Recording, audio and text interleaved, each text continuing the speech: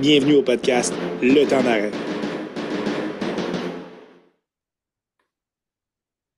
Le podcast d'aujourd'hui est fièrement commandité par l'équipe Jordan Lanoux et associé chez IG Gestion de Patrimoine. C'est une équipe de planificateurs financiers super terre-à-terre, dynamiques et passionnés. Disponibles et transparents, leur mission est de vous aider à réellement comprendre le monde dans lequel on vit et qu'on n'a pas pris le temps de nous expliquer. Simplement vous aider à atteindre vos objectifs et vulgariser le jargon des finances pour avoir la tranquillité d'esprit.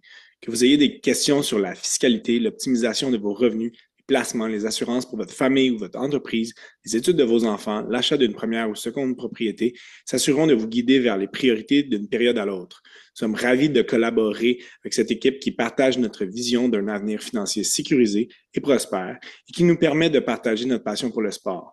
N'hésitez pas à les contacter pour prendre un temps d'arrêt et discuter de votre futur financier.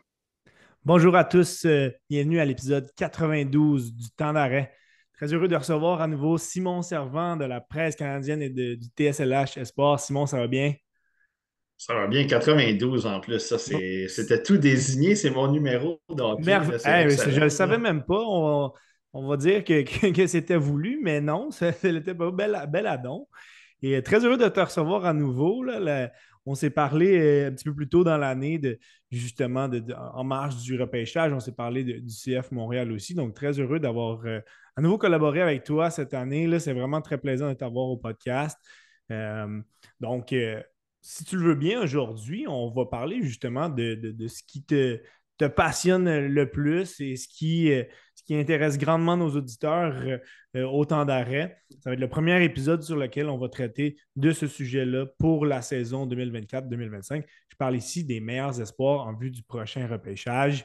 Donc, la saison a commencé, la saison du scouting a commencé. Simon, comment ça va jusqu'à présent? Ah, ça va bien, ça va bien, là. On vient de finir un gros crunch là, pour présenter notre liste préliminaire. Ouais. On a enregistré le podcast, évidemment, 5h13 minutes. Je pense qu'il y a rien de tel dans la sphère, même en anglais, là.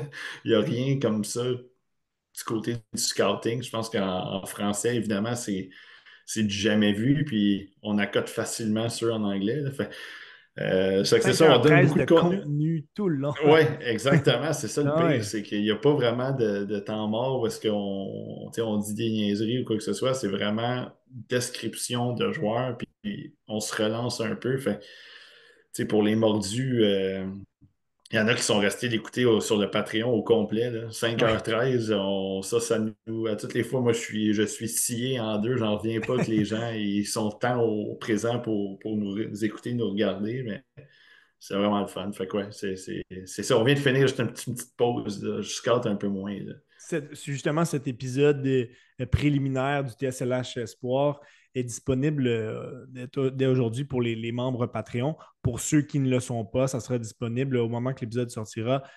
Si ce n'est pas déjà sorti, ça sortira sous peu. Donc, sur le page Spotify, YouTube et toutes les plateformes du TSLH Espoir. Tu nous as aussi présenté dans les dernières semaines, fidèle à ton habitude, là, quelques observations en temps réel dans lesquels tu analysais certains joueurs que tu observais lors d'un match en entier. On a pu voir deux joueurs qui se trouvent sur ton top 10, dont il sera question aujourd'hui, là, Logan Hensler, Anton Frondel. Aussi, d'autres joueurs de ton top 32, Jakob Wozniak, qui est 21e, Radim Mertaka, 27e, Luka Radivojevic, 25e. Donc, beaucoup de joueurs que clairement tu as apprécié voir qui se sont rendus dans ton top 32. Le bassin est énorme. Là, on a vu justement aujourd'hui, le 19, Pascal, il publiait sa liste. Et tout comme toi, là, 742 visionnements. Ouais. Pascal, c'est sensiblement pareil. Donc, vous en avez regardé là, des 743 pour Pascal. Vous en avez regardé des espoirs cette année. Et Ouais. donc, ça a été un autre outil intéressant pour les gens qui aiment les espoirs de regarder justement ces observations en temps réel. Là. Ouais, ouais, ben, puis moi, je l'ai fait, tu sais, comme je le dis, moi, ça me dérange pas qu'il y ait 50 visionnements ou 2000 parce que de toute façon, j'ai regarde pareil les matchs. Fait aussi bien d'enregistrer. Puis s'il y a des gens qui veulent les regarder en même temps, puis ils veulent peut-être voir un peu qu'est-ce que moi j'analyse, qu'est-ce que j'aime ou que j'aime moins sur certaines séquences, ben, c'est la façon de le faire, mais tu sais, tant qu'à écouter les matchs, à regarder les matchs, aussi bien essayer d'en faire profiter les gens. Puis tu sais, il y a Ouais, d'autres chaînes qui sont comme ça aussi, qui font peut-être pas nécessairement en temps réel, mais qui présentent des des chiffres by segments, ouais. chiffres aussi. C'est ça. Fait, tu sais, c'est pas une question d'originalité, c'est juste, tu sais, on est là, on essaie d'aider les gens, on est là pour informer, on le dit tout le temps. Fait, tu sais, c'est un peu ça le but aussi de la chaîne là-dedans, là. Ouais, on aime la sauce que tu amènes, toi et les gars du TSLH. Donc, vraiment très plaisant à écouter encore une fois. On rappelle que certains joueurs de la CHL, c'est un petit peu plus difficile à Ouais. observer, donc on va aller voir ailleurs, mais d'autres, vraiment d'autres vidéos de qualité à venir sous peu. Si tu veux, Simon, avant de parler de justement cette belle QV 2025, je pense que c'est important de parler de la nouvelle entente entre la NCAA et la CHL qui a été ratifiée il y a de ça quelques jours, qui va complètement changer le portrait du Ouais. hockey junior canadien et du hockey universitaire américain. Donc, jusqu'à présent, un joueur canadien qui était commit pour aller à l'université allait passer par diverses ligues, que ce soit la BCHL ou la USHL ou autre.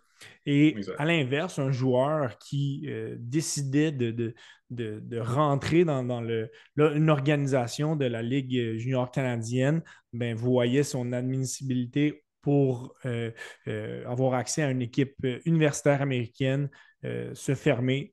Donc, ces barrières-là sont tombées. Euh, tout semble un petit peu plus libre. On semble vivre vraiment d'un autre jour là, dans cet univers-là. Ça va faire en sorte que les joueurs pourront fréquenter, par exemple, pourront être dans leur équipe junior en début de parcours et lorsque ce sera le temps Exact. d'aller à l'université américaine, pourront faire le switch. Donc, au lieu d'aller justement en USHL ou en BCHL, j'ai l'impression que ça va raffaiblir ces ligues-là. J'ai l'impression qu'on va voir aussi des meilleurs 16 à 18, 19 ans dans la Ligue canadienne et peut-être que là, on verra un petit peu moins de 19-20 ans de qualité, mais ce sera juste différent. Parle-nous un petit peu de tout ça, là, parce que c'est quand même énorme comme dossier. Là. Ben, écoute, si on en a parlé. Tu sais, moi, quand je couvrais l'Armada, il y a de ça 12 ans, puis on parlait souvent de ça, puis même avant ça, là, c'est les équipes juniors, mettons, de la JMQ, ils devaient un peu se battre avec les gens les récalcitrants là, qu'on appelait, là. C'est des gens qui ne voulaient pas jouer dans la Q parce ils disaient que les études, c'était important, puis quoi que ce soit, puis ils voulaient prendre justement cette avenue-là de la NCAA, puis là, maintenant, en ayant cette entente-là, ça facilite les gens à dire, ben, les jeunes, de dire, OK, je peux essayer de me développer près de chez nous pendant 2 ans. Puis si, mettons, moi, je suis un jeune de qualité, puis j'ai une chance de me faire repêcher dans la Ligue nationale, je peux jouer justement mes 2 premières années, 3 premières années, puis d'un coup, tu es repêché. Ensuite de ça, tu peux quand même prendre l'avenue de la NCAA, tu sais, où il y a une façon et vice-versa, c'est que la Exactement. Ça va les NCAA deux côtés. peut attirer des gars aussi qui sont déjà repêchés de la Ligue de l'Ontario ou quoi que ce soit. Puis les équipes, ils ont un peu un contrôle, ils peuvent avoir un peu un contrôle sur ces joueurs-là aussi. Donc, tu sais, pour moi, c'était un peu le temps parce que avoir une rivalité comme ça, je trouve que ça ne sert pas toujours. Puis je ne sais pas si Non, c'était une rivalité, mais ça ne sert pas pas beaucoup profitable. tu sais, parce que oui, oui, OK, tu peux aller chercher certains joueurs, puis tu peux attirer certains joueurs, c'est super le fun. En contrepartie, la CHL attire d'autres joueurs, d'autres styles de joueurs aussi, des joueurs qui restent, qui veulent jouer au Québec, qui ont la famille au Québec, donc ça ne leur tente pas nécessairement d'aller jouer en USHL ou quoi que ce soit. Fait que, tu sais, là, en ouvrant ces portes-là, ça donne un peu la chance à tout le monde Ouais, de se faire valoir puis d'attirer des gens. La Ligue qui a l'air d'en perdre beaucoup en ce moment, ben, là, c'est la BCHL, là. Il y a beaucoup de ouais. joueurs qui ont comme décidé de quitter puis d'embarquer dans un genre de L'exode. portail, là.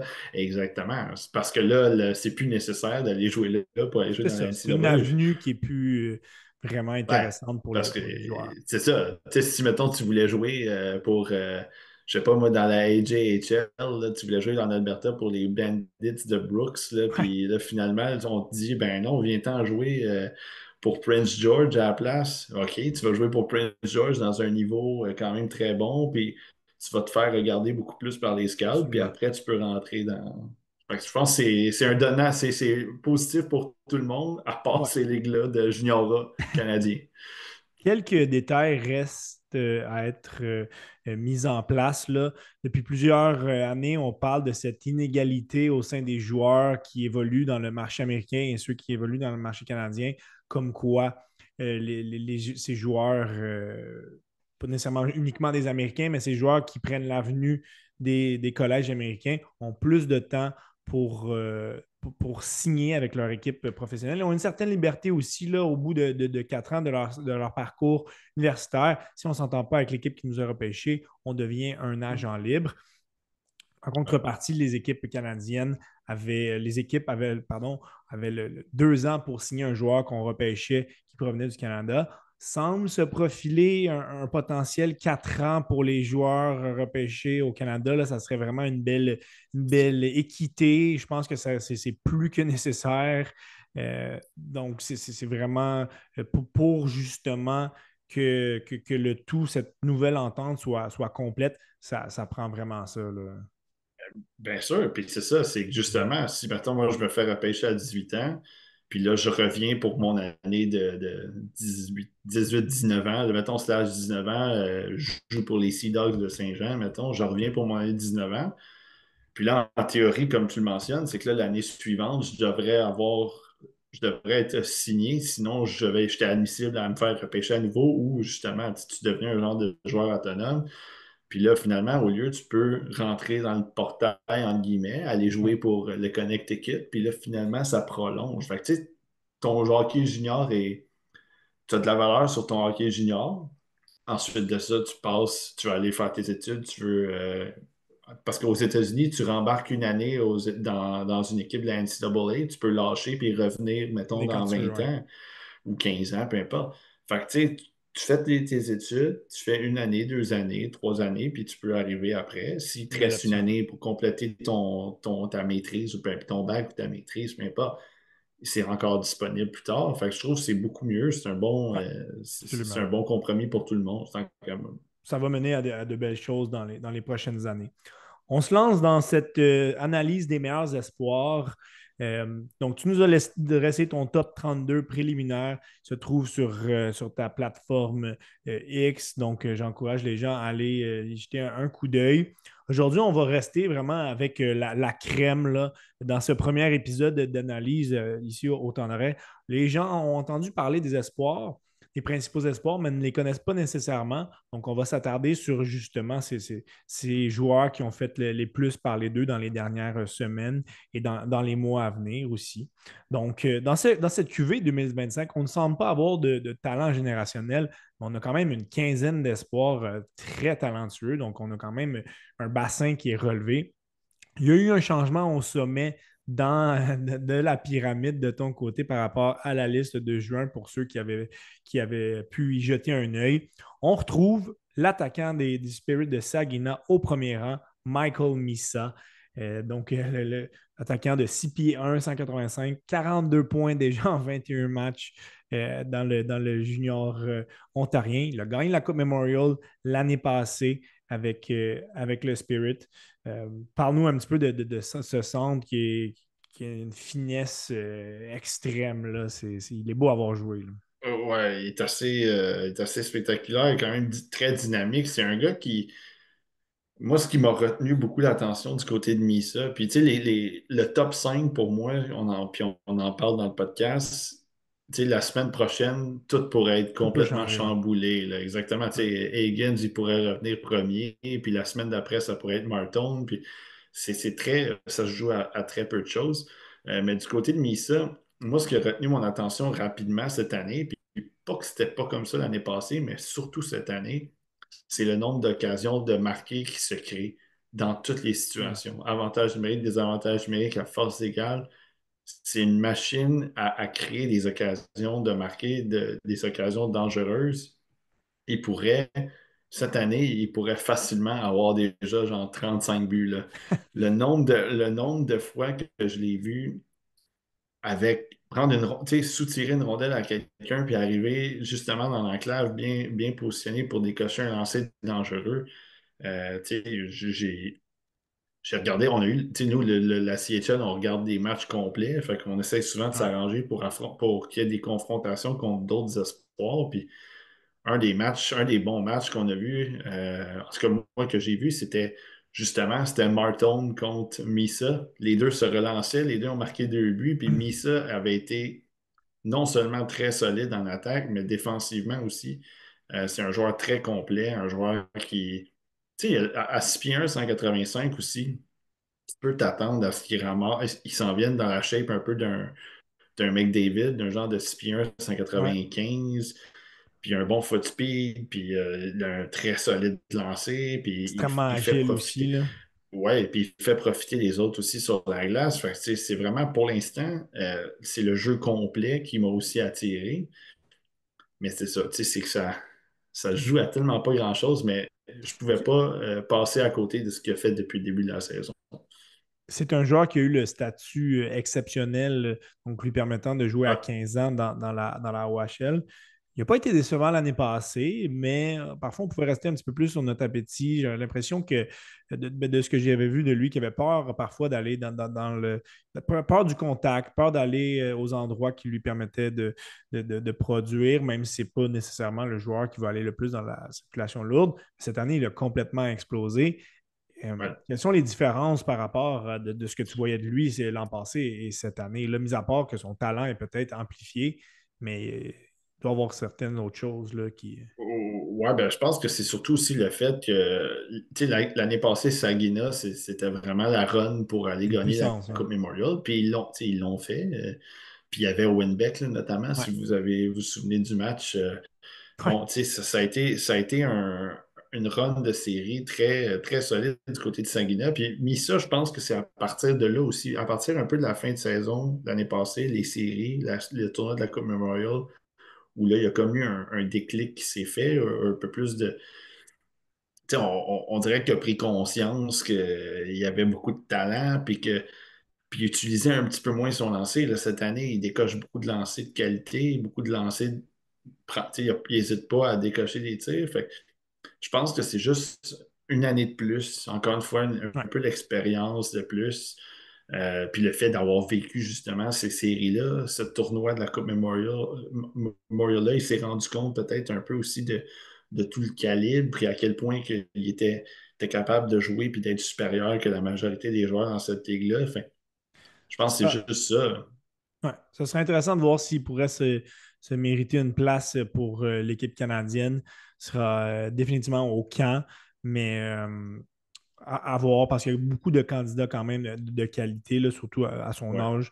Donc, ça sera à voir aussi pour comment son camp pourra se dérouler. En deuxième position, un joueur qu'on gagne à connaître qui, selon certains, est l'élément manquant pour le Canadien qui pourrait donner une Coupe Ouais. Stanley à l'équipe. Euh, ce n'est pas peu dire. On parle ici du défenseur Matthew Schaefer des Oilers de Erie, défenseur gaucher de 6 pieds 2. Là. Il était quand même 16e sur ta liste en juin. Ça a été le capitaine du Canada au tournoi Linka Gretzky où il a été très, très bon. 6 points en 5 matchs dans ce tournoi-là où l'équipe a gagné la médaille d'or. Cette année, c'est un défenseur qui nous en montre quand même de toutes les couleurs. Là, il coche pas mal toutes les cases. Il est offensif. On l'a vu marquer un but à l'emporte-pièce très récemment de toute beauté. Là, 15 points en 11 matchs cette saison. Qu'est-ce que tu préfères de lui? Là? Ouais, Mathieu Schaefer, puis j'en ai parlé quand vous allez écouter le podcast de notre liste finale. Ben, en fait, la partie est 15-1. Là, vous allez comprendre que moi, Schaefer, jusqu'à une semaine avant qu'on fasse notre liste, avant qu'on remette notre liste, je pensais le mettre premier parce que la manière OK. dont il joue, ce gars-là. L'année passée, c'est un jeune de 16 ans. Tu sais, c'est correct, il a joué. C'était un bon jeune, mais qui avait encore des choses à apprendre, puis c'est normal. Puis là, je sais pas qu'est-ce qui s'est passé même depuis le Linka. Tu sais, il était excellent au Linka, puis là, il est arrivé, il avait la mononucléose, il est revenu de la mononucléose, puis là, c'est tout simplement, on dirait qu'il a encore pris une coche de plus. Il joue environ 30 minutes par match. Moi, j'ai vu des flashs de Miro Heiskanen, j'ai vu des flashs de Ouais. Cale Makar, j'ai vu des flashs de Victor Edmond. Tu sais, il est bon dans tout. Il coche toutes les cases que tu veux Exact. pour un défenseur. Il est bon dans tous les aspects du jeu, que ce soit en attaque, en défense, que C'est ce ça, dans les deux soit sens de la patinoire. exact, à force égale, avantage numérique, désavantage numérique, il a une touche physique, euh, est intelligent. Tu sais, quand tu regardes ça, tu, tu peux pas faire autre chose que penser que ce gars-là, il va être un numéro un d'un défenseur numéro un d'une équipe. Puis même moi, je suis allé plus loin. Je pense qu'il va gagner le Norris à quelques occasions dans sa Quand carrière, même, hein. tellement qu'il a un style qui est un peu un amalgame de plusieurs joueurs qu'on aime, qui ont du succès dans la Ligue nationale en défensive en ce moment. Là. C'est pas un mélange de Jean Carlson avec Eric Carlson avec Mike Green, là, puis tu Non, as des non, points d'interrogation. Là. C'est des c'est joueurs solide partout, de là. très haute qualité qui sont capables d'activer le jeu dans toutes les façons aussi. Donc, c'est très impressionnant de le voir aller. Il a transformé cette équipe-là depuis qu'il est revenu, Erie, parce que Ouais. c'était très moyen à regarder C'était là, pas avant. fort, non? Il est premier sur la liste de Pascal et c'est certain Et de qu'on Seb. va. Et de Seb aussi, celle-là, Oui, ouais. je l'avais manqué, mais oui. Donc, définitivement, ce n'est que le début là, de son côté. On va en entendre parler définitivement amplement dans les prochains mois. Au numéro 3, celui qui était au premier rang de ta liste de juin, le surdoué américain dont on parle depuis plusieurs années. Là, plusieurs années, on se dit c'est Misa ou c'est lui. Ben, on parle ici de James Higgins, de Boston College, le centre gaucher. 5 pieds 10 Ouais. l'année passée, il a explosé dans le programme de développement américain, là, un combiné de 149 points au total, là, incluant les participations dans les deux ligues. Un tournoi des moins de 18 ans aussi incroyable, 22 points en 7 matchs. Ça a été, il a survolé ce tournoi-là. Cette année, ça va Absolument. bien. On sait que l'adaptation peut être un petit peu plus difficile lorsqu'on passe pour affronter directement à tous les matchs des joueurs de 21-22 ans. Ils performent quand même bien avec 11 points en 9 cette saison dans une bonne équipe aussi à Boston College, là. Qu'est-ce qui lui manquait selon toi? Commençons un petit peu sur les les petits éléments qui ont manqué pour rester là, au premier rang, là, même si tu nous as dit à quel point ça peut changer très rapidement. Là, mais Moi, je trouve qu'il lui manque juste un petit peu. Puis je sais que c'est compliqué là, à 5 et 10, 175. Là, je trouve qu'il lui manque juste un petit peu de chien, un petit peu plus OK. de grit. Puis c'est tough aussi dans la NCAA. Tu sais, en même Ouais, temps, à son âge, là. il y en a qui ont, c'est ça. Tu sais, déjà, ce qu'il accomplit dans la NCAA à cet âge-là, c'est assez spectaculaire.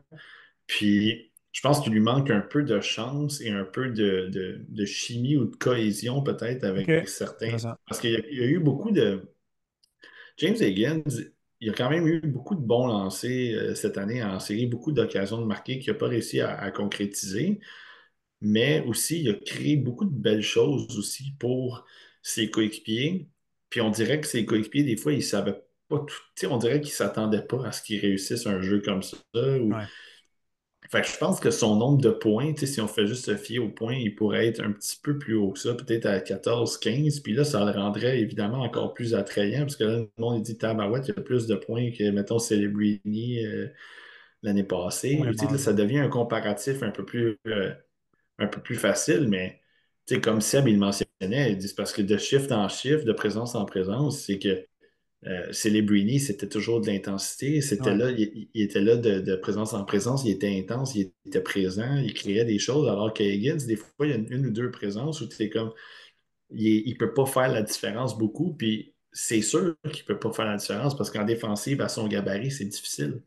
Mais c'est Il reste juste que ça. c'est un joueur qui a des attributs offensifs de niveau Absolument. élite, là. Son patin, sa vitesse, sa vision de jeu, à quel point il crée des occasions constamment. C'est un joueur qui pourrait changer une franchise de la LNH, là. Absolument. Ben, dans le fond, là, James Higgins, tu sais, c'est ça qu'on disait, c'est pas qu'il joue mal en ce moment, là. Tu sais, c'est même pas une question, tu le regardes jouer, puis tu sais, moi, je suis satisfait de la manière dont il joue en ce moment. Parce que quand il a la rondelle, c'est dangereux. Puis quand il part avec la rondelle en attaque, c'est dangereux. Tu sais jamais ce qui peut arriver. Puis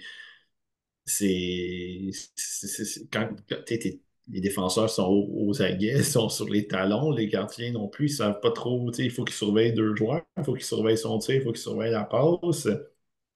Tu sais, il joue du bon hockey en ce moment. C'est juste que en ce moment, il baisse juste parce que c'est ça. Il y en a qui en donnent un petit peu plus en ce moment. En tout cas pour moi, Ouais. tu sais, Schaefer, je pense que là, c'est unanime parce qu'on l'a tous en haut de lui dans notre liste. Puis, tu sais, mis ça, bon, ça peut être un lancer de sous, là. Ça peut être un pile face. Peut-être qu'il y en a qui vont préférer Higgins, puis c'est bien correct. Mais oui, tu sais, il y a quelque chose qui manque un petit peu de son côté en ce moment, mais tu sais, il sort premier demain, puis je pense pas qu'il y a beaucoup de gens qui Personne n'est seraient surpris. Ouais. scandalisés. Tu sais, je penserais pas, là. Ce sera intéressant de voir justement lui aussi son parcours potentiel avec l'équipe américaine. Ouais. Mais disons, il a Il déjà va être là. ouais, c'est ça. Il a Il déjà va une jouer, chimie lui, avec là. certains éléments qui se trouvent dans l'équipe. Donc, ça sera intéressant de voir à quel point il peut, disons, mettre son empreinte sur cette formation-là. Pour les trois prochains joueurs, j'ai trouvé ça intéressant qu'ils se suivent l'un après l'autre. Ce sont trois late là, qui viennent d'avoir 18 ans. Trois joueurs au physique imposant, avec quand même un profil différent. On va apprendre à les découvrir. En position numéro 4, Roger McQueen, qui est un centre format géant de 6 pieds 5 des Wheat Kings de Brandon. Certains Ouais. vont faire un petit parallèle avec Caden Lindstrom, dû à son physique imposant, mais pas tout à fait ça. Reste que c'est intéressant que tu le places là parce il est blessé depuis la mi-octobre.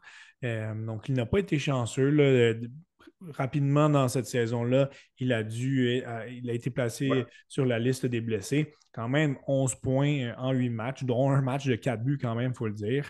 Le Donc, premier de l'année, c'est en ça, plus. premier de l'année, Il on avait- commence avec ça. C'est un prototype, là, McQueen. Ouais, ben c'est un. Tu sais, Roger McQueen, comme j'en ai parlé on a parlé dans notre podcast, 3 semaines avant, quand il s'est blessé, je l'avais premier sur ma liste. C'était lui qui était mon premier. Wow. Puis, parce que les flashs de ce qu'il peut amener, le plafond qu'il peut amener, ça me semble tellement haut, ça me semble tellement, tu sais, c'est quasiment une licorne un peu. Tu sais, l'année passée, on Ouais. parlait de ça, de Lindstrom. Lidstrom, Puis ouais. oui, comme tu dis, c'est pas tout à fait les mêmes joueurs, mais Lindstrom, on disait, ah, tabarouette, il en passe pas beaucoup des joueurs comme ça. Puis McQueen, je pense que c'est un peu ça, parce que moi, quand je le regarde jouer, tu sais, il joue au centre en plus. Je vois encore lui aussi un mélange de plusieurs joueurs. Tu sais, je vois un peu de Getzlav, je vois un peu de Malkin, je vois un peu dans la comparaison que j'ai faite aussi dans notre podcast, c'est un peu de Jason Arnott dans la façon dont il travaille pour les plus vieux, là, dans la façon dont il Ouais. travaille le long de la bande. Il Puis, gagne ses batailles continuellement, là. ouais, puis sur le cycle aussi, c'est un gars qui est extrêmement, ben, qui est très solide sur le cycle aussi, qui fait continuer. La rondelle reste en possession avec lui. Puis il fonce au filet, tu sais, il y a un flair pour le filet, il y a un flair pour les rondelles libres aussi.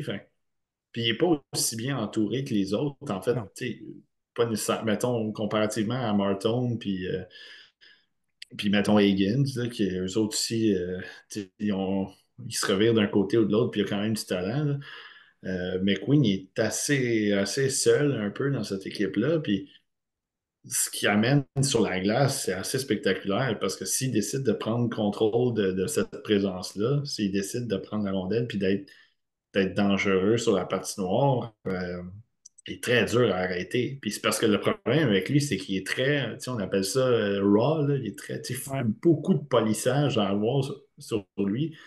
Puis le développement, c'est là que ça va être très important parce que l'équipe doit avoir confiance en son système, avoir confiance en son développement à l'interne, puis se dire, ce gars-là, oui, il y a des choses à peaufiner, mais la plupart des choses que tu sais qu'il peut peaufiner, elles sont déjà très bonnes. Puis si elle va plus haut, ça devient tu sais, on passe complètement Un joueur ailleurs. exceptionnel, oui.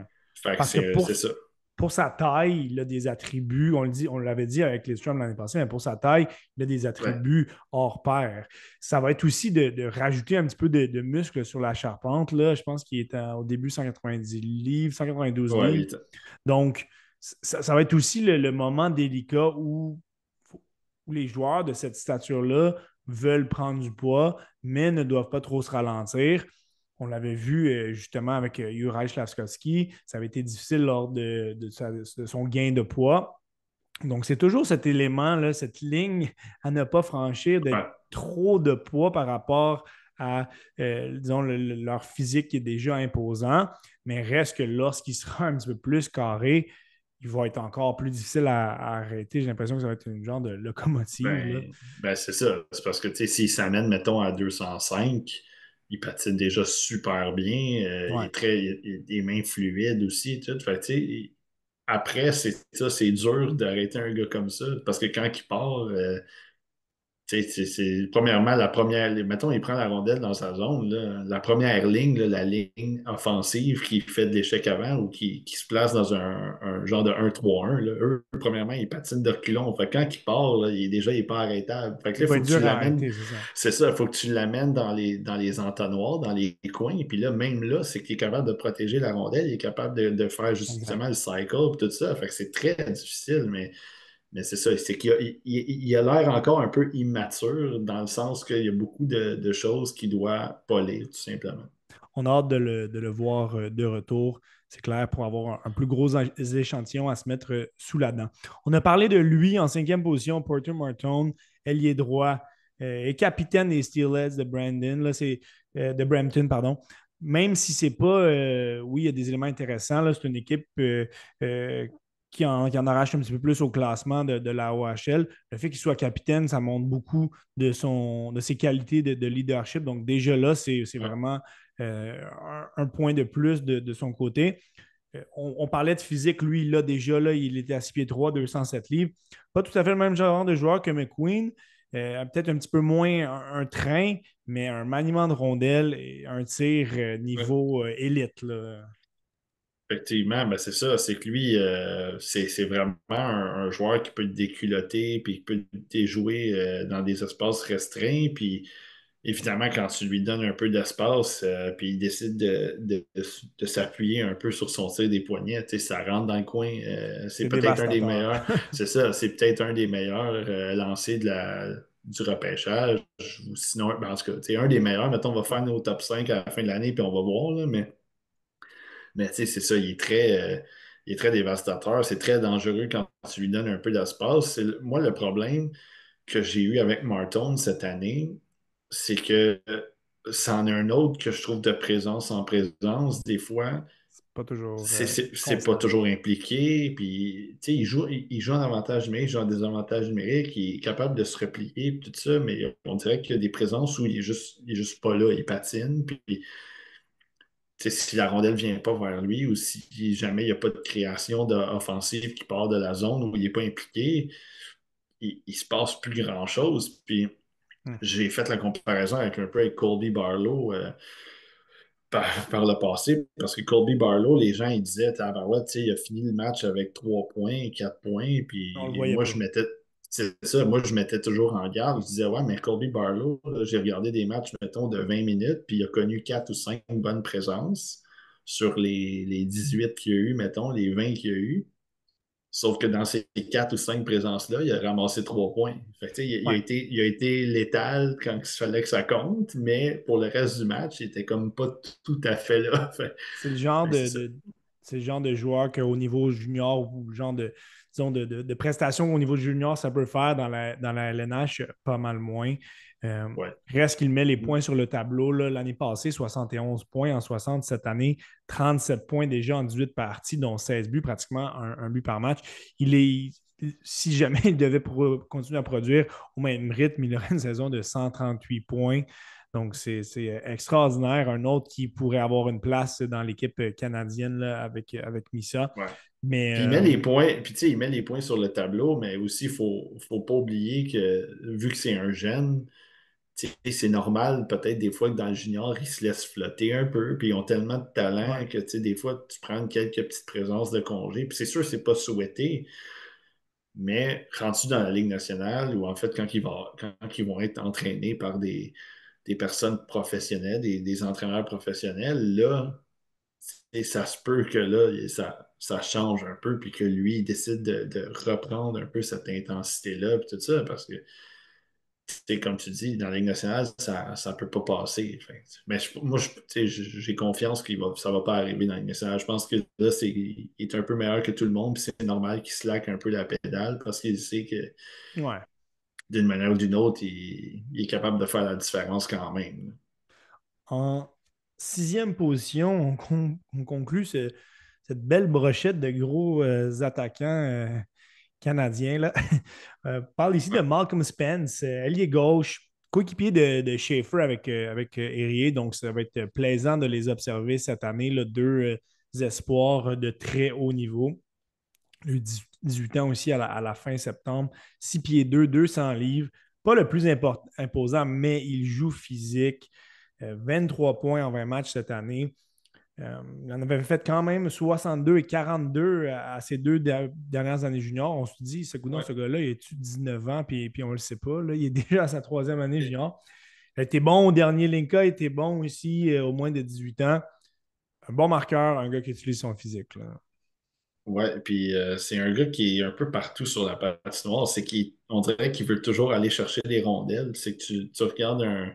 Puis là, lui, c'est ça le pire, c'est qu'il était un peu tout seul avant que Schaefer arrive. Fait que on le regardait, puis là, à un moment donné, on avait toujours les yeux sur lui parce qu'il se promenait partout sur la glace. Ouais. Il allait prendre, il essayait d'aller pourchasser une rondelle là, il allait ramasser une autre rondelle, il causait des revirements avec le bâton, puis tout ça. Puis ensuite de ça, il utilisait son patin pour créer des occasions. Il a marqué en désavantage numérique. Il s'est imposé aussi en avantage numérique. À 5 contre 5, je trouve qu'il y a un très bon flair offensif qui est capable d'avoir une touche de petite créativité aussi. Même si c'est pas le gars le plus intelligent sur la patinoire. Mais moi, je trouve que ce qui est bon avec lui, c'est les fameux impondérables. Je pense que c'est ce gars-là. Tout le talent qu'il a, ça c'est correct, mais je pense que quand tu le mets sur la glace, tu as l'impression qu'il peut faire une différence à toutes les présences. Puis, ce qui va rendre un peu tout le monde meilleur, puis ce qui rend ton équipe aussi compétitive puis difficile à affronter. Lui, il rentre dans ce moule-là. Puis, le seul problème que j'ai eu avec lui cette année, c'est que euh, je trouve qu'il devrait être un peu plus physique avec ce gabarit-là. Parce que dans le Encore sens plus. Ouais. que, oui, parce que je trouve qu'il jouait beaucoup de la palette aussi par moment. C'est que, tu sais, il avait l'occasion de ramasser un défenseur, il avait l'occasion de ramasser un joueur adverse qui avait la rondelle.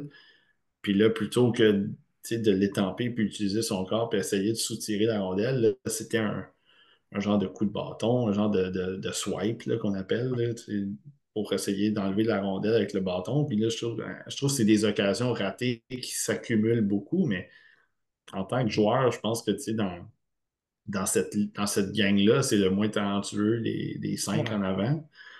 Mais il t'amène beaucoup de choses sur la patinoire tant qu'à moi. Fait que si tu le mets comme deuxième sur le deuxième trio, capable de jouer un peu sur le premier trio, je ne veux pas le comparer à Tom Wilson parce que Wilson est beaucoup plus physique, mais c'est un style de gars qui est tannant, là, qui est Ouais. toujours dans ta face un peu. Là. Ça serait intéressant de voir si Erie va chercher à s'améliorer au cours de l'année. Potentiellement que chez Feu, ça va être la seule année qu'ils vont l'avoir. En ce moment, c'est une équipe de milieu de peloton. Là, on est quand même dans une grosse division, si je ne me trompe pas, avec London, Kitchener, je crois. Euh, mais on est dans on a une opposition qui est forte. Si on veut donner l'expérience à ces jeunes-là de faire un bout de chemin, ça peut être intéressant d'aller chercher des joueurs pour compléter un petit peu le tout. En septième position, l'année passée, on n'avait pas vraiment d'attaquants suédois de grand renom là, au repêchage. Il y en avait des bons, mais cette année, on en a quand même quelques-uns qui sont vraiment pas à piquer des verres. Le premier, Anton Frondel de Djurgårdens dans la Allsvenskan, la deuxième division suédoise. C'est un centre de 6 pieds 2. On l'a vu aussi cette saison avec le J20 national, là, la Ligue junior suédoise. Ça a été la même chose l'année dernière, quoique je pense que cette année, on va plus le voir en Allsvenskan. C'est un Ouais. excellent attaquant, responsable, extrêmement doué avec la rondelle. Vraiment un autre petit joyau suédois, là. Ouais, puis Frandel, c'est ce qu'on disait, c'est que peut-être c'est peut-être le sixième gars qui va venir s'insérer dans la conversation du top 5. Ouais. À la différence, c'est que moi, je pense que Frandel, mettons, en côté rang, là, son plafond peut-être de rang, c'est peut-être deux ou trois, mettons. Je pense pas OK. qu'il vise le premier Il ne rang, pourrait mais je pense pas qu'il se rendre pourrait jusque-là. s'insérer, ouais, en tout cas pour moi, là, mais il pourrait s'insérer dans un top 3 tant qu'à moi, mais premier, je pense que ça serait un peu trop ambitieux, mais Frondel, c'est un gars, quand je l'ai regardé jouer, tu sais, pour cet âge-là, il m'a donné des vibes de Barkov. Puis dans son style, il me faisait un peu penser à Henrik Zetterberg aussi, qui était un autre gars taxant en puissance, tu sais, un centre Ouais. qui est capable de contrôler le jeu, qui est capable de jouer rapidement, mais qui est aussi capable de temporiser, qui est capable d'être solide à l'attaque, puis juste avec le contrôle de la rondelle, mais qui vient aussi aider en défensive avec des replis. L'appui défensif aussi, il est là pour aider les défenseurs à sortir du trouble, à entamer des relances. Donc, c'est un joueur qui est très soucieux de son travail sur la patinoire.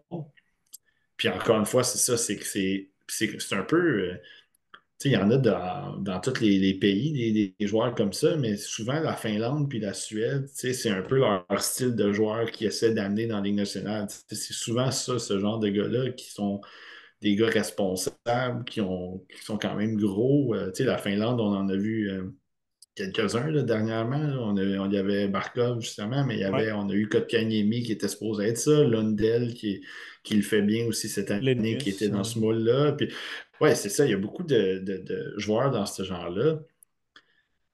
Fait que c'est pour ça que tu sais, moi, c'est pas que ça m'inquiète un peu, c'est juste que non, tu sais, c'est valable.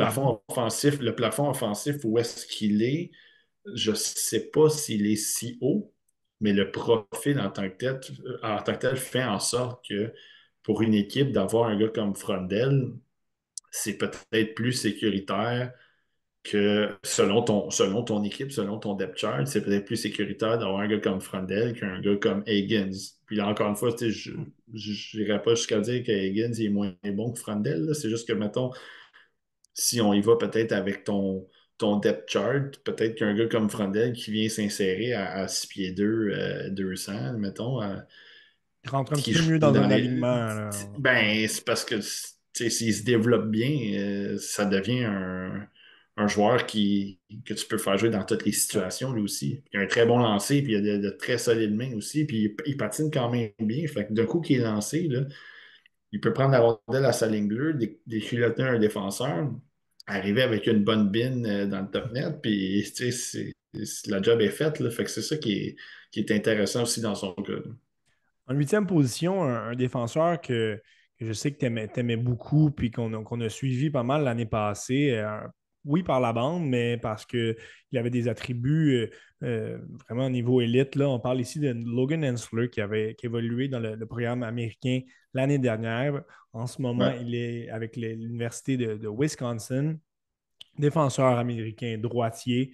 Grosse stature, là, 6 pieds 2, 196. C'est pas celui qui met le plus de points sur le tableau, mais il est très bon en transition, un bon patineur. Il utilise bien son corps aussi pour défendre. Donc, pas aussi, disons, flashy que Schaefer, mais très efficace quand même, là. Ouais, puis c'est parce que lui, ce qui est dommage, c'est qu'il n'a pas choisi la bonne université en ce Ouais, moment. c'est Là. C'est ça. que C'est là, pas un très gros programme, là. Wisconsin, pour avoir regardé quelques matchs de Wisconsin, C'est pas c'est chic. pas yable. Là. C'est pas yable. Puis malheureusement, dans le cas d'Ensler, c'est que là, pour une année où, moi, je pense que l'année passée, c'était le meilleur défenseur du programme, même s'il n'était même pas dans son aide de repêchage. Tu sais, on a beaucoup parlé de Cole Hudson, puis tout ça. Puis il y avait E.J. Emery, puis il y avait Will Scahan, puis il y avait quelques noms. Puis Je pense que Hensler était meilleur que tous ces joueurs-là. Sauf que là, il arrive à Wisconsin, l'équipe n'est pas très bonne. Il a de la misère à s'imposer offensivement, évidemment, parce que il n'est pas aussi bien entouré. Puis aussi le fait que la création offensive ne se fait pas. L'intelligence, entre guillemets, je ne veux pas dire que c'est des épais, ils sont meilleurs que moi, là, mais par rapport à ce qu'on voit dans la NCAA, c'est une équipe qui a de la difficulté à créer de l'attaque. Donc, Ça Hensler ne l'aide profite pas pas de avec ça des non points. plus. Ouais, Puis c'est parce qu'il est capable d'être physique défensivement, il est capable de justement contrôler vraiment. le gap, d'être solide contre les contre-attaques. Il est capable de défendre les jeux en vitesse, puis tout ça. Puis c'est que là, en ce moment, c'est qu'il faut que tu t'appuies un peu sur ce qu'on a vu l'année passée.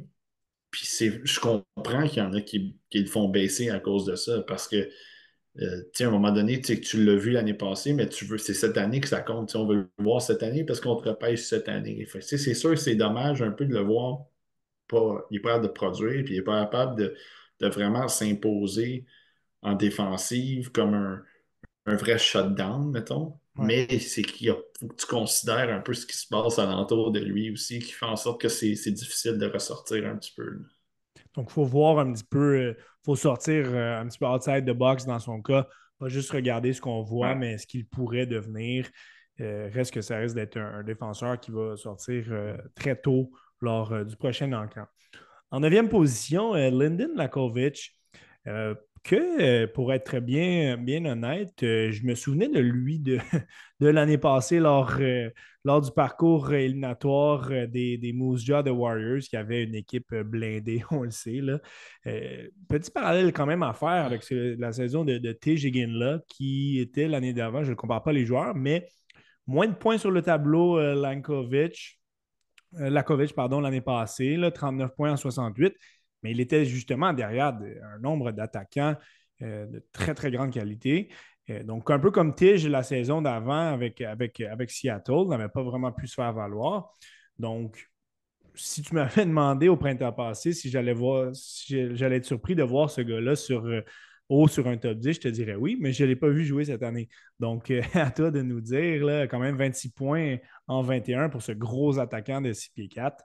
Ben, c'est le fun de le Ouais. voir là. Il a dû sortir du moule vraiment cette année, là. Ouais, puis il sort du moule parce qu'ils sont tout seuls. Lui et Jaeger, ils sont tout seuls là-bas en ce moment. Les autres sont toutes parties, là. C'est ça, ils ont vidé le club, Savoie, évidemment, parce qu'ils Fergus. essayaient de. Ben, c'est ça, ils essayaient d'aller gagner la Coupe Memorial. Fait que c'est normal qu'il y a eu une coupe un peu de liquidation, mais Départ, puis Jaeger, ça se peut qu'il se fasse échanger aussi cette année. Là. probablement. Comptons-nous pas d'histoire. Fait que là, Lakovic, il va être un peu seul. Mais pour Lakovic, c'est que c'est non seulement que c'est un gros gabarit, mais il est très mobile. Encore une fois, lui aussi, très solide. Il est quand même très bon en transition, capable de prendre la rondelle, de créer des choses avec la rondelle, de se créer des choses pour lui-même, de créer des choses pour ses coéquipiers. Puis évidemment, il n'y a pas l'appui non plus. Fait que des fois, il crée des choses, puis finalement, il ne se passe rien, mais c'est pas faute de le vouloir. Il a un très solide lancer. Il a des capacités de playmaking aussi qui sont assez intéressantes parce que euh, il est capable d'utiliser son lancer pour être trompeur aussi. Donc, tu sais qu'il a un très bon lancer, donc il faut que tu fasses attention, mais à ce moment-là, il est capable de rejoindre des coéquipiers. Il est capable d'être patient avec la rondelle, il a une bonne vision, euh, capable de jouer dans toutes les situations. Et évidemment, on n'a pas le choix un peu de l'utiliser dans toutes les situations parce que là, il est un peu seul dans cette équipe-là avec Jaeger. Enfin, il joue en désavantage numérique, joue en avantage numérique 5 contre 5. Il joue une vingtaine de minutes par match, ce qui est quand même correct, là. On a déjà vu des attaquants jouer beaucoup plus que ça Ouais. dans la OHL ou ben, en fait dans la Ligue canadienne tout court. Puis je pense que là, en ce moment, c'est ça qui est difficile, c'est qu'il doit prendre un petit peu de la charge de travail d'un peu tout le monde. Moi, je trouve qu'il répond bien en ce moment. Un peu comme Malcolm Spence, j'aimerais qu'il soit un petit peu plus physique. Lui aussi, je trouve que c'est un peu du bout de la palette. OK. Il avait Euh, plus utilisé son gros gabarit, là. pour les... En fait, c'est protéger la rondelle puis tout ça, le jeu le long des bandes, il est très bon. Il utilise son gabarit, mais moi, des gars comme ça, je trouve ça triste de ne pas les voir compléter leur mise en échec, de ne pas les voir tu sais, punir les défenseurs. Puis Ouais. Je trouve ça, Ils vont faire mal je à trouve que l'adversaire. Ouais. c'est du gaspillage pour moi, ça. Parce Ah que ouais, ça fait quand partie que de je vois leur coffre d'outils. ça devrait, exactement. Tu sais, tu dis, tu mesures 6 pieds 4, tu pèses 195, ça devrait être automatique. Ça devrait être automatique de dire, je ne veux pas démolir tout le monde, mais juste complète tes mises en échec. On ne devrait même pas avoir à te le dire. Parce que Non. moi, quand je vois Non. des gars de 6 pieds 175 le faire régulièrement, puis on en a eu dans les dernières années, là, Kalen Lind, là, qui était Ouais. un piquet, puis il plaquait tout le monde. Puis encore cette année, un de mes joueurs favoris, Carter Bear, c'est pas le plus gros non plus, mais à toutes les fois qu'il y a une occasion de finir une mise en échec, il termine. Tu sais, ça devrait faire partie de ton identité. Donc, c'est juste ça pour Lakovic. Mais je pense que, encore une fois, le côté de talent, À voir que ça on- pourrait définitivement se puis développer, là. exactement, exactement.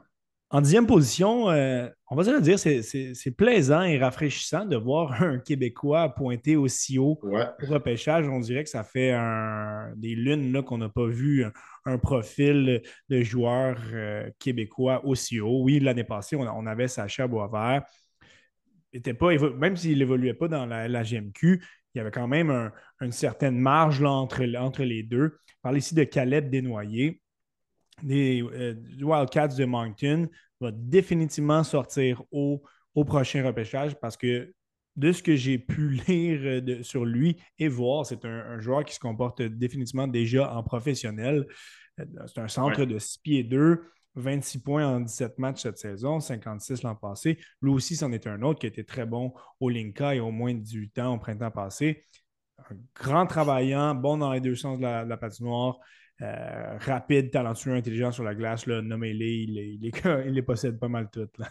C'est ça, puis c'est ce qui est plaisant avec lui parce que quand on l'a regardé, en fait, tu sais, l'année passée, on savait qu'il avait eu une bonne saison. On savait qu'il était capable d'avoir une petite touche de chien en lui, puis tout ça. Puis je trouve qu'au Linka, là, il était vraiment un peu plus mine, il était Ouais, vraiment un peu plus tannant. Puis là, j'étais comme, ah, j'ai pas détesté ça. Ça a été probablement, quelques tu sais, mais, punitions un peu limites par moment, mais ouais, exactement. Puis tu sais, McKenna, il n'y a pas eu un grand tournoi. Fait que c'était quasiment Desnoyers qui était tu sais, un des meilleurs, leader. sinon le meilleur de cette équipe-là à l'attaque parce que il est capable de. Tu sais, tu peux lui mettre beaucoup de choses sur sa tablette, puis il va être capable de te le faire. Tu sais, t'en as glissé un mot, là. Tu sais, il est solide en attaque, mais un très solide joueur défensif. Il rend les autres meilleurs avec lui.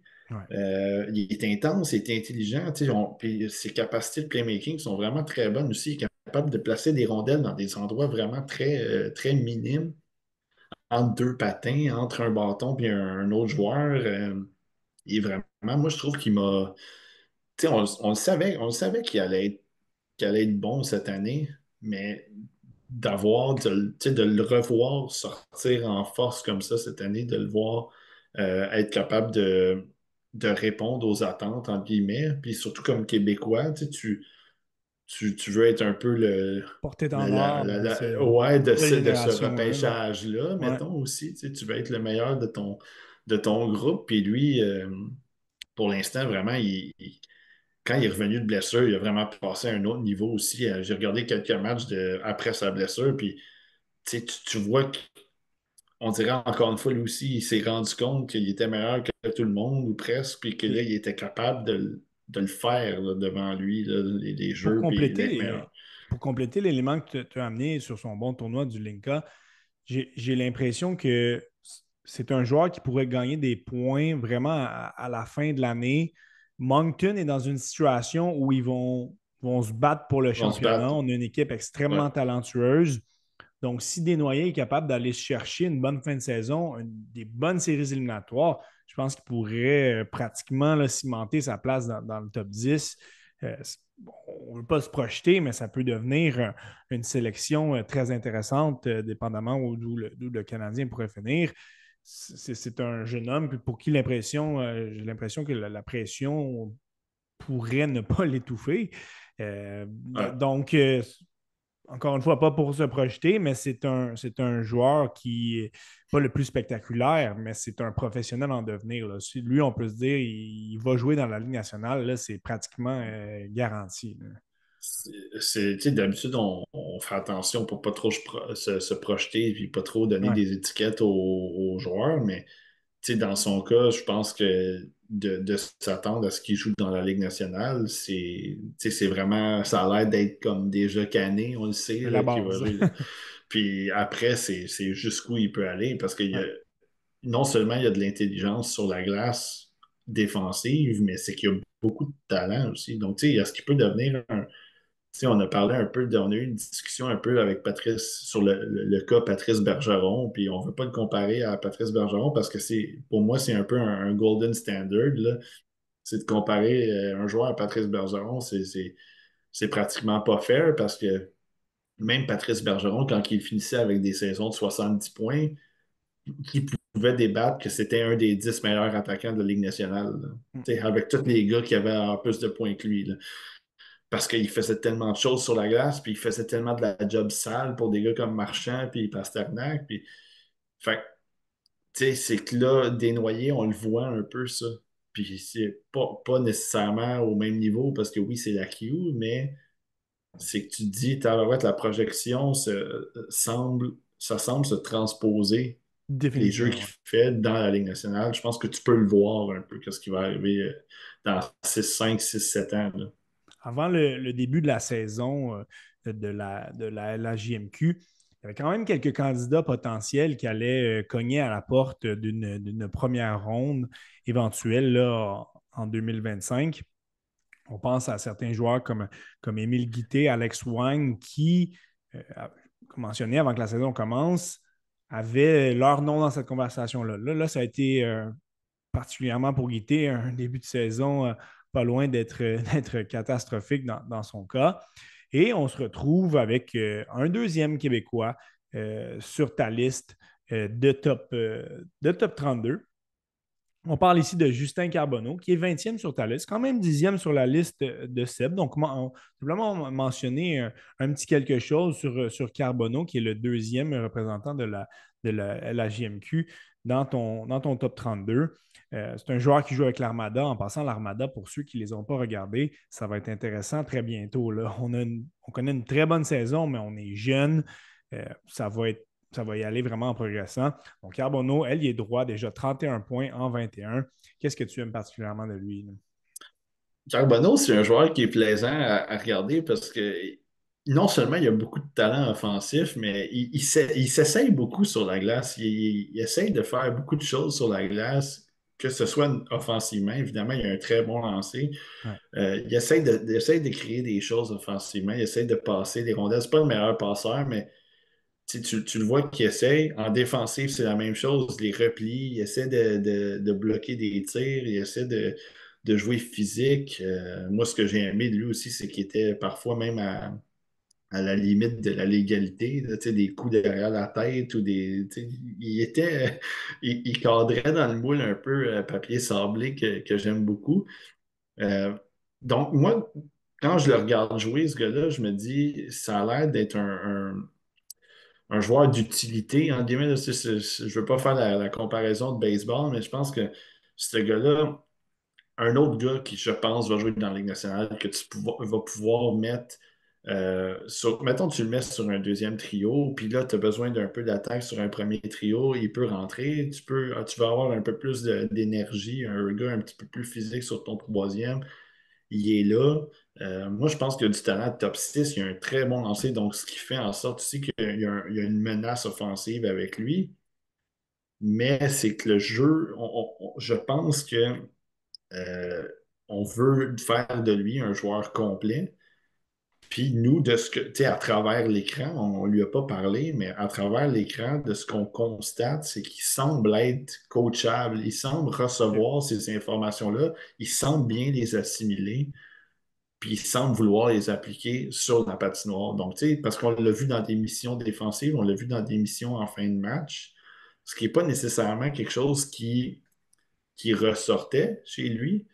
Mais là, c'est de voir qu'on lui donne cette confiance-là, ça me donne l'impression qu'il il a appris des choses Peut où leur il veut donner des travailler. responsabilités, ouais. Exact, il veut travailler sur ce genre d'affaires-là. Il veut devenir un joueur complet ou un joueur qui peut être utilisé dans toutes les situations, à tous les moments. Donc, Ouais. moi, ça m'intéresse beaucoup. Puis le talent, offensif surtout, il est indéniable. Donc, Il est pour là, moi, un ouais. top 20, je trouve que ça allait de soi tant qu'à C'est moi en bien ce moment. atteignable pour l'instant. Ça serait franchement plaisant là, d'avoir deux Québécois dans le top 20, voire top 15. Ça fait un bail qu'on n'a pas vu ça là, de mémoire. Je ne pourrais pas me souvenir de la dernière fois. Quand même plusieurs noms aussi très intéressants qui vont être à surveiller dans les prochains mois, qui ne se sont pas retrouvés sur ton top 10, mais qui ont fait le top 10 de Seb et Pascal. Là. Carter Bear, tu en as parlé, était sur le top 10 de Seb. Cole Reshny, Jackson Smith, Jake O'Brien sur celui de Pascal. Ivan Ryabkin, qui est un Russe qui retient l'attention, là, qui joue avec le Dynamo de Moscou, principalement dans la VHL et dans la MHL. Victor Eklund, le Suédois, coéquipier de Frondel avec Drew Gardens. Et potentiellement là, un de vos préférés, là, Radim Ertaka, le joueur que tu as le plus visionné, un nouveau fan de la Ligue tchèque, peut-être de ton côté ou pas. Là. C'est parce que le problème avec lui en ce moment, c'est que là, ils l'ont rétrogradé dans la Ligue junior là-bas. Donc là, Ouais, son évaluation elle devient ça un peu devient plus compliqué. Là. difficile, là, ouais. Parce Mais qu'il était quand même bon là, dans la Ligue de la Tchèque, la ouais. Extraliga, la Ligue tchèque. Là. Donc, comme mentionné en début d'épisode, justement, une quinzaine de joueurs là, facilement qui sont très intéressants. Tu l'as dit, ton top 10, voire top 32 même, probablement. Là. Vous connaissant, c'est très volatile. Mais Ouais. beaucoup de joueurs qui pourraient monter, voire descendre. Donc, on en parlera un petit peu plus tard dans l'année, mais on s'est dressé quand même un beau portrait des plus beaux espoirs pour ce repêchage-là, qui, comme vous avez mentionné, il n'y a pas de Gavin McKenna, là, le célèbre cousin de Connor Bedard, qui sera éligible au repêchage de 2026, mais il y a vraiment là, des joueurs de grande qualité. Là. Ah ouais, ben écoute, moi, mon boy du repêchage, c'est Carter Carter Bear, Bear, puis tu sais, j'en ai glissé un mot, mais tu sais, lui, c'est une 12e boule sur ta liste. Là. d'énergie, ouais, puis tu sais, il aurait même pu être un petit peu plus haut parce que je me suis retenu un petit peu, mais tu sais, Seb, il l'a dans son top 10 puis lui, il s'est pas retenu parce que quand on le regarde, c'est tellement plaisant, puis mais il y a d'autres joueurs, même aussi cette année, je trouve qu'on a une belle cuvée de gardiens. Il y a beaucoup de gardiens de but qui sont intéressants, puis pas juste dans mon top 32, mais même pour la deuxième ronde, troisième ronde. Je trouve il y a beaucoup Ouais. de Mathieu les gardiens à observera cette surveiller. année là, Ben, attentivement. Là. exactement. Lui, il va nous en sortir un petit peu, mais tu sais, on en a discuté dans notre podcast, justement. On avait Pascal, il y avait Ivan Kovic qui était là. Moi, j'avais Andrei Yanov. On avait tous les Ouais. trois Ravensburgen. Donc, Ravensburgen, ouais. il y avait déjà quand même quelques candidats pour la première ronde. Puis si on recule un petit peu, tu sais, il y a beaucoup de. Peut-être en deuxième ronde, tu sais, il y a des Lucas Beckman, puis tu as Gabriel Degg qui a une saison un peu plus Ouais, difficile, mais lui aussi, les Tigres, c'est il pas va une très pointer grosse quelque part. équipe. Puis, fait que, tu sais, c'est ça, il y a quand même. C'est intéressant à surveiller en ce moment, les gardiens. Fait que, moi, pour cette année, ce qui nous fait penser un peu La cohorte d'il y à a il y a 2 ans. 2 Là, ans, ouais. là, exact, avec toute la gang qui était là. Ouais. Donc, je pense que c'est un repêchage tu sais, qui est plaisant dans le sens qu'on a quand même beaucoup de choses à surveiller. Puis qu'il y a une bataille pour le top 5. Pour le premier rang, il y a Ouais. peut-être 5 gars, 6 gars, mettons, qui sont dans cette course-là.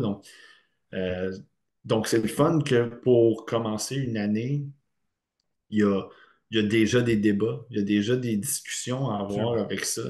Fait que c'est ce qui nous rend, c'est ce qui rend ça intéressant, puis c'est ce qui rend aussi le fait pour les gens qui ne suivent pas ça, tu sais, comme de suivre un peu nos opinions là-dessus, puis les opinions d'autres personnes. Tu sais, la relève, les gars de la La relève relève, ouais. aussi font du très bon travail. Donc, tu sais, de s'informer puis d'essayer de prendre ces informations-là puis de dire, ah, ben OK, tu sais, peut-être que finalement, Higgins, peut-être que c'est pas un lock pour le premier rang ou peut-être que, tu sais, un gars comme Matthew Schaefer, parce que, tu sais, un défenseur gaucher, des fois, c'est pas sexy pour le Canadien parce qu'on en a quelques-uns, mais Et, Matthew et Schaefer, d'autant c'est. plus, tu viens de parler du Canadien, mais d'autant plus que le Canadien se retrouve en ce moment dans le mix qu'il ne pensait peut-être pas avoir en début d'année. Là, on se retrouve dans le mix pour un très bon choix au repêchage. C'est Et, ça. et vu la QV actuelle, c'est peut-être pas une mauvaise chose non plus. Donc, ce sera intéressant de voir un petit peu justement d'où ces meilleurs espoirs pourront nous mener et à quel point leur progression, c'est pas simplement ça va pas simplement en montant, hein. C'est pas ascendant, parfois c'est une montagne russe et c'est ceux qui ont le plus de constance qui se retrouvent souvent à voir leur nom appelé le plus rapidement, là. Donc, Ouais. Puis les Canadiens, anyway, de toute façon, ils vont avoir besoin d'aide partout, de un toute petit peu partout, manière. c'est ça. Tu sais, tant qu'à avoir des bons jeunes puis des bons choix, ben aussi bien d'en Bien profiter. Puis continuer, il y a ouais. des jeunes qui. Puis c'est ça, puis il y a des jeunes qui rentrent bientôt aussi avec des Midov, puis avec Randbacker. Puis, Linebacker. fait que, tu sais, c'est ça. Ça va continuer à pousser. Fait que c'est important du côté du Canadien de juste continuer à aller chercher du talent comme ça. Puis cette année, ben, c'est ça, Il est là, il ouais. y a quand même des bons joueurs pour ça, là. Gros merci, Simon, d'avoir dressé ce superbe portrait là, justement des meilleurs espoirs pour le repêchage de 2025. J'encourage les gens à aller écouter votre podcast en un ou plusieurs Ouais. segments. Mais ça va être très, très intéressant d'approfondir justement nos connaissances sur ce repêchage-là et aussi de continuer à suivre ta chaîne YouTube où tu nous présentes ces observations en temps réel, là, toujours très, très apprécié et pertinent. Donc, encore une fois, je te remercie pour une autre, probablement la dernière fois qu'on se parle cette année, mais une autre très belle année. J'apprécie autant de t'avoir parlé de soccer cette année que d'espoir. Donc, gros merci encore, Simon, pour ta belle participation au temps d'arrêt, là. Ben, écoute, c'est mon plaisir. Merci de l'invitation. Puis c'est sûr qu'on se refait ça l'année En prochaine. 2025, on reprend ça. Ouais. Gros merci à tous d'avoir été présents et on se dit à un prochain épisode du temps d'arrêt.